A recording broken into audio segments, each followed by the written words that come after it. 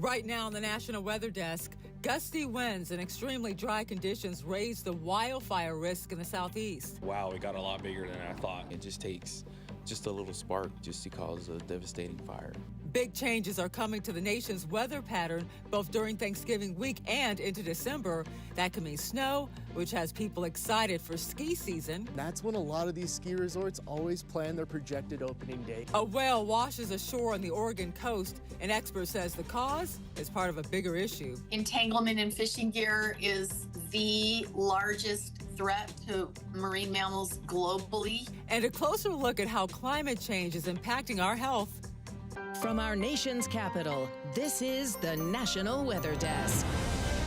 Good morning and welcome to the National Weather Desk. I'm Angela Brown. Very warm temperatures, gusty winds, and extremely dry air are raising wildfire risks across the southeast. There are elevated fire dangers today in portions of Georgia, North Carolina, Tennessee. The air is so dry, humidity levels are expected to be 25% or less this afternoon into the evening. Combined with those winds, anything that burns could quickly get out of control. We have two reports, starting with Gracie Palmer in western North Carolina. Crews have been fighting a brush fire since Sunday in a joint effort with the North Carolina Forest Service and Reems Creek Fire Department. So it started down off of Rector Road, and with the high winds, I pushed it up, jumped across Ox Creek, and on up towards the parkway. The fire burned through 10 acres with 60 to 70 responders on scene. Dry weather, low humidity, high winds, it made the efforts of containing the fire very difficult. This comes as western North Carolina continues on without rain. Buncombe County issued a burn ban Monday morning in effect until these dry and windy conditions let up. The low humidity that we have dries out that fine fuel very quickly, and the winds really push it. And on top of that, leftover Helene debris adds even more fuel to the fire. According to the North Carolina Forest Service, the Ox Creek fire is now 100% contained and no injuries or damaged structures were reported. Ox Creek Road connects to the Blue Ridge Parkway, which has remained open to the public. The staffing that we have right now, we're pretty stretched thin. Wow, it got a lot bigger than I thought. Daniel Azua lives and works on this hill above Peoples Lake Road. He says he noticed something didn't look right on his walk to class Monday morning. Usually, when we're walking down to class early in the morning, I'm able to see just the clouds. I go to the back and I see the clouds, and I was like, wow, those are some weird clouds. In this video, you can see thick smoke and flames burning through the Chattahoochee National Forest. Fire crews kept people back as they worked to protect nearby homes. Murray County Fire Public Informations Officer Nathan Figueroa says dry conditions are making things dangerous. We're under a moderate drought, and folks just need to be mindful of their burning. If they do have any burning, it just takes just a little spark just to cause a devastating fire. And in this Facebook post, Murray County Public Safety says the fire is now fully contained. The county reports more than 60 acres burned and no injuries. Azua says he knows who to thank. I have a lot of friends that are firefighters themselves back at home, so I'm very grateful for them because they're doing something that I can't even imagine doing myself. A storm in California's Central Valley produced several funnel clouds that surprised nearby residents. This cloud was spotted about an hour south of Fresno. There are also reports 2 other funnel clouds appeared over communities closer to the coast. These are not tornadoes because there is no evidence they ever made landfall. Still, funnel clouds are rarely happen in this portion of California. The National Weather Service is said to be investigating. Parts of the Sierra Nevada mountains in California are buried under snow. A strong storm dumped several inches of snow across the various elevations on Monday. More could be on the way later this week. The snowfall is welcome news to ski resorts as they get ready to open their seasons. Thanksgiving is kind of the big first week for Tahoe. So with that, you can see Truckee going to start getting real busy, beds are going to start filling up, the restaurants will be bustling, and that's when a lot of these ski resorts always plan their projected opening date. If you look around the lake, it's anywhere from this week to next week. Well, some resorts are hoping skiers and snowboarders will start arriving in the next few days to enjoy the slopes. The Climate Prediction Center says big changes are coming to our weather patterns in the next few weeks. While November started warm in the west and cold in the east, that is expected to flip for Thanksgiving weekend. Thanks to La Nina and other factors, a colder pattern is now likely for the west next week, while milder air takes over the east. The start of December will likely bring colder air across much of the central and northern U.S. The pattern change favors more winter-like conditions across the west, central, and central U.S., including below normal temperatures and the potential for heavy snow as well. So now it's time to get ready for slippery, icy, and snow-covered roads. Meteorologist Karen Wynn has tips on getting your car ready for winter driving. One of the most important things is checking the health of your tires. Lupo says having good tires with deep tread is essential, but you need more than a gauge or a penny to make that assessment. The service manager recommends you turn your tires where you can see both sides. And you can see this tread right here is much less pronounced than that same identical tread on the outside of the tire. Lupo says you should also get your battery tested, since cold air puts much more of a strain on it. Why is it important to get that battery tested even when it seems like your car's running well? One of the drawbacks to some of the newer technology is that they're more like light switches now, where you won't get any indication and then you'll come out with a car full of groceries and it will not start. Wipers need to be in good shape. Make sure that the rubber's nice and pliable. Resist the temptation to smack your wipers against the windshield to clear them. It will cost you a windshield. According to AAA's winter driving tips, drivers need to take it slow and increase following distance. Also avoid stopping while going uphill. As for ice, Lupo says avoid it if possible. If you're on a sheet of ice, you're on a sheet of ice, and there's not much you can do. One thing Lupo says is even more dangerous than driving on ice, driving on wet leaves. A thick layer of wet leaves is as dangerous, if not more dangerous, than ice, just simply because it's not recognized as ice is. Lupo says you also need to have an emergency kit in your vehicle in case you get stuck. A young humpback whale that was stranded on the Oregon coast has been euthanized. This comes after a group of volunteers came together trying to get the whale back into the ocean. At high tide on Monday morning, they used ropes to try once again to free the beached whale, but they were unsuccessful. That whale was stranded because it became tangled in crabbing gear. A local expert explains why this is part of a broader issue. There are some larger issues here and some lessons learned. Entanglement in fishing gear is the largest threat to marine mammals globally. It's important not to vilify the fishing industry. In many cases, fishing industries are working with scientists to try to mitigate, find ways to mitigate this problem, and that includes the fishing industry in Oregon. They're very proactive, very educated industry. They don't want to see these things happen. And we have worked with them. They have supported us. We've partnered with them to come up with a number of solutions that have drastically decreased entanglement of whales in Oregon fishing gear. Well, Balance pointed out that humpback whales as a species are a conservation success story, recovering significantly since the end of industrial whaling. And time to check the weather in cities across the nation, and we start in the city of brotherly love. Here's a look at Independence Hall. It will be cloudy in Philly today with highs in the upper 40s. Next up, we have Raleigh, North Carolina, where the city's holiday ice rink is getting ready to open this weekend. Today will be cloudy and in the 60s. Now, this is Grand Isle, Louisiana. It is located on the Gulf Barrier Island, 50 miles south of New Orleans. It will be a pretty nice day out at the beach today with sunny skies and highs in the mid-70s, and we'll be right back.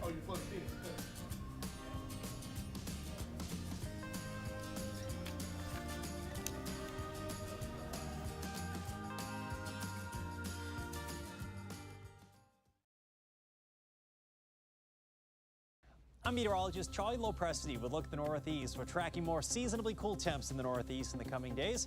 Forecast highs today will mostly stay in the 40s. There'll be a gusty west-northwesterly wind. Let's start you off this morning with temps in the 30s. It's about 7 a.m. or so. Notice by afternoon, there's a few clouds kind of sneaking their way into western parts of New York as a little system stays to our south. But highs today, again, they're back in the 40s. This storm stays to our south on Wednesday. Expect a lot of sun midweek. I'm Chief Meteorologist Gerard Jabali. Here's a look at the Mid-Atlantic region. We're going to be tracking our next disturbance rolling through Tuesday afternoon. Showers will become likely across the area here, and that will continue all afternoon, evening, and through the night hours before that disturbance moves offshore Wednesday morning. We'll see, again, things beginning to dry out. Clouds are likely to linger, and temperatures will be chilly for your Tuesday, still in the 40s for highs, except south. It will still be pretty cool on Wednesday. Hi, I'm meteorologist Jennifer Collins with a look at your southeast forecast. High pressure remains in control for most of the southeast. This leaves our weather pattern quiet as we head into Tuesday and Wednesday with mostly sunny conditions across Florida. The chance for a few showers there in North Carolina heading through Tuesday and into Wednesday. Afternoon highs on Tuesday ranging from the 60s to the low 70s across the Carolinas. For the rest of the northern Gulf Coast in the mid to upper 70s with the low to mid 80s across central and south Florida.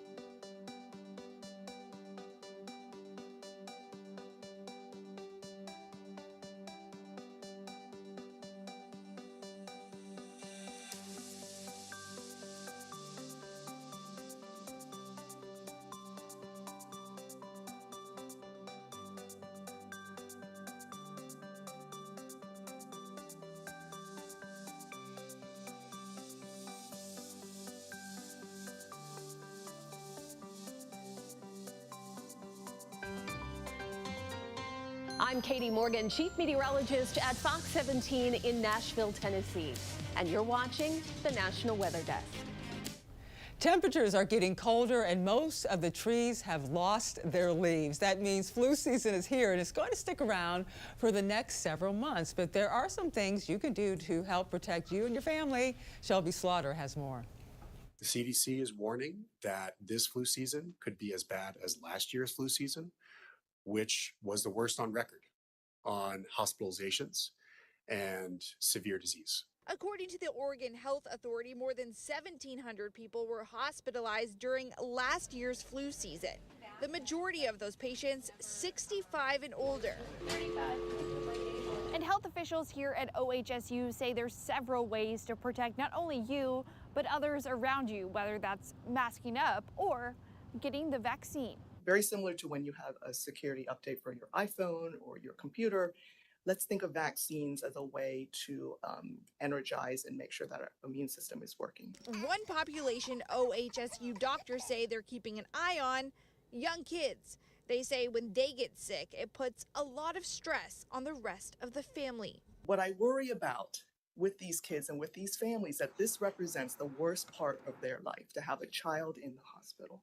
And so we want to prevent that sort of trauma to that family. Local hospitals aren't seeing an influx in patients yet, but did stress to take care of yourself now so you don't take away a bed from someone who needs it later. And it's not just flu season when the weather impacts our health. In addition to bringing warmer temperatures and rising sea levels, climate change is also making the air harder to breathe.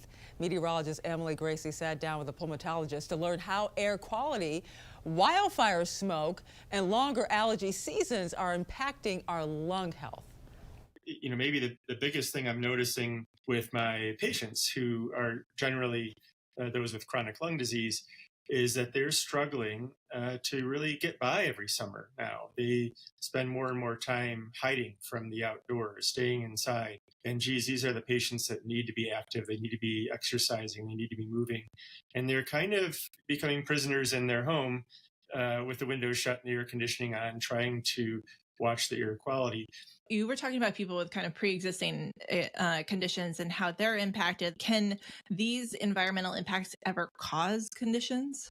Yes, we think they can. And this is true of kind of ozone and as well as particulate pollution.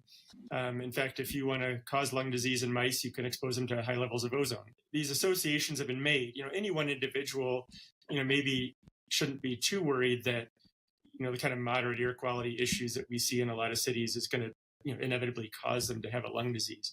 But what you see is that when the air quality is bad, there is an increase in the new diagnosis of both lung and heart disease. Are world leaders taking into account the health impact of climate change enough? Or is this kind of something that has not fully been understood by the general public? There's so many things that are going to impact health as this gets worse. When we think about, the global movement of people because of climate, it's not just a lack of access to clean water or food or healthy living conditions. We're going to see, for example, with floods, there can be outbreaks of communicable disease and mold. I really do worry that, to individuals experiencing the direct impact of climate, this is going to cause health crises, but it's also a concern for kind of spreading beyond those groups. And to hear more from the doctor, listen to this week's episode of our podcast, Off the Radar. He'll share practical at-home strategies to help protect your lungs. Listen to Off the Radar anywhere you get your podcasts. And let's go to the Northwoods of Wisconsin, where a community known as the snowmobile capital of the world relies heavily on snowfall in the winter months. Ryan Marinaro shows us how one business is gearing up for this season. So snowmobiling in the winter really impacts, I think, most of the community businesses and tourists alike. It definitely draws people. Chris Patricus has owned Trackside since 2018, and every year before the winter season, his business has added at least 100 new snowmobile vehicles and attire for locals and tourists that come for vacation or the weekends. When the season kicks off and they actually open the snowmobile trails, then it becomes really busy. If you snowmobile up here, you will know that what snowmobiling is all about. Bad winters cause revenue loss, however. When winters are mild and lack snow, the economy suffers greatly. A mild winter in 2023 through 2024 cost millions in lost revenue for businesses that depend on snowmobiling. But Patricus says that's just the cost of doing business. On a good year, between Christmas and New Year's, it feels like a mini Black Friday at a Walmart here. Nothing is certain now, but there is projected to be a lot of cold and snowy days this winter. And I'm excited for this year, knowing that they're predicting a lot of snow and they're predicting cold, so we'll see. It's the snowmobile capital of the world. Why would you not want to ride, right? Venus flytraps are rare plants native to North Carolina. However, the exotic plants are being illegally poached in parts of the state. As Ariana Bertololi reports, volunteers are now relocating 150 Venus flytraps in order to protect them. The plant that has captured the curiosity of many only grows naturally in our part of North Carolina. They only exist in the entire world right here. But as the town of Boiling Spring Lakes grows, so does the fear of losing this population of the rare plant. There were hundreds here. Except that's not the only contributing factor to disappearing Venus flytraps. And between development and poaching, they're going to become endangered. Poaching. And when he got there, he noticed a hole in the ground. And then he saw another one, and then realized that somebody had been out there digging fly traps. Officials say people poach the fly traps for money because the plant is rare and exotic, but it's also illegal to do so. Townsend worries if the trend continues, fly traps may be gone forever. They're just diminishing the life of the plant. I mean, the more plants that are poached, the less are going to be in the wild. And more work for those who protect them. Well, the sky gives us different types of clouds to appreciate, including ones that look like magical wisps. Meteorologist Teresa Carter tells us about a few of them. Cirrus clouds are high-altitude wispy clouds made up of ice crystals appearing delicate, feathery, and white. They are commonly known as mare's tails because they are shaped like the tail of a horse. They form at altitudes between 23,000 and 40,000 feet and are formed by wind currents that stretch the ice crystals into strands. While often a sign of fair weather, they can also indicate an approaching warm front and a change in the weather. And time now for a short break, but first we take to the skies over New York City.